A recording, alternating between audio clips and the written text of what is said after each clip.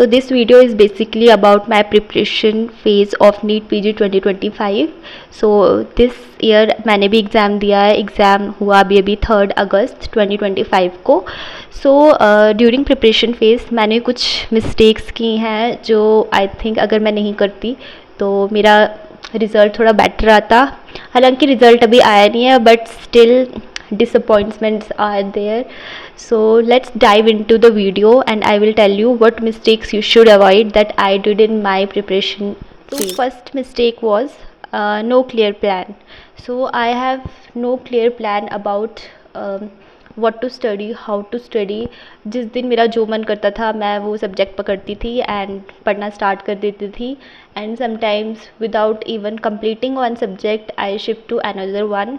And MCQs तो मैं कुछ भी कर देती थी, जो सब्जेक्ट पढ़ रही हूँ उसके भी, and another one also without knowing about any concept. So my tip would be कि आप सबसे पहले एक रियलिस्टिक स्टडी प्लान बनाओ according to your internship duties also, and stick to that no matter how tempting it will get you at some point to jump between the subject. So try to avoid it. My second mistake was to ignore the weak subjects. So जो subject मुझे hard लगते थे, जो मेरे weak subject थे, I try to avoid them. And for me that was anatomy and PSM. तो मैंने सोचा था कि मैं ये लास्ट में करूँगी, तो मैंने इनको शुरू में किया ही नहीं. बट लास्ट में प्रेशर बिल्ड होना शुरू हो जाता है एंड ये सब्जेक्ट फिर आपको बहुत कंप्लीट करना बहुत हैक्टिक हो जाएगा एंड अच्छे से भी नहीं हो पाएंगे. So my advice is try to complete the hard subject in the initial days because the pressure भी नहीं होता है एंड आप अच्छे से कर भी लोगे ये subject. And do PYQs of all the subject. So my third mistake was to over collect the resources.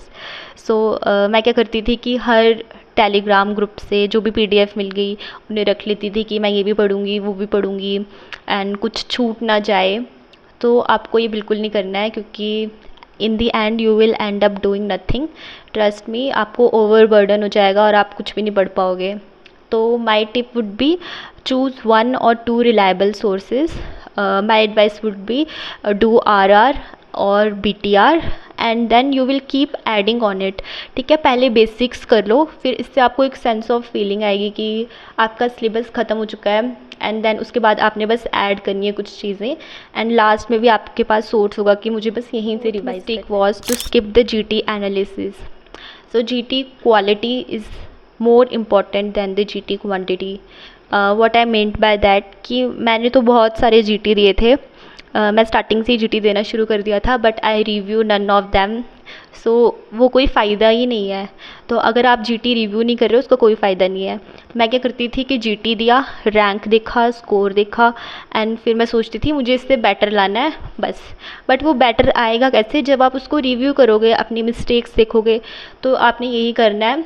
My tip would be कि आप संडे को GT दो. संडे इज़ यूजुअली फ्री, तो आप संडे को GT दो मॉर्निंग में and then in the evening you will review it same day. Because अगर आप डिले करते हो तो आप क्वेश्चन ही भूल जाओगे और आपने क्या माइंडसेट से वो आंसर चूज़ किया था वो भी भूल जाओगे. तो आप उसी दिन रिव्यू करो और अपनी मिस्टेक्स को नोट डाउन भी कर सकते हो या बुक मार्क कर लो as you wish. Next mistake was to practicing less MCQs. तो मैं क्या करती थी, मैं थ्योरी पर ज़्यादा फोकस करती थी एंड MCQ पर ध्यान नहीं देती थी. कस्टम मॉड्यूल के बारे में मुझे इतना पता नहीं था, मुझे बेकार लगता था वो. एंड PYQs के बारे में मुझे बहुत देर बाद पता चला. तो माई टिप वुड बी कि आप क्या करो, एक सब्जेक्ट पढ़ो एंड देन साथ साथ ही उसकी PYQ करो.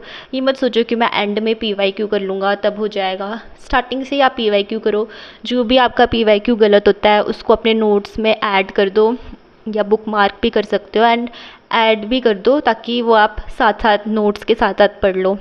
And trust me, practicing MCQ is more important than theory because at the end it is an MCQ exam. So गलतियाँ तो सबसे होती हैं and with this I conclude my video. Please be a smart student and please learn from my mistakes. आप ये सब गलतियाँ मत करो ताकि आपको लास्ट में रिग्रेट ना हो मेरी तरह.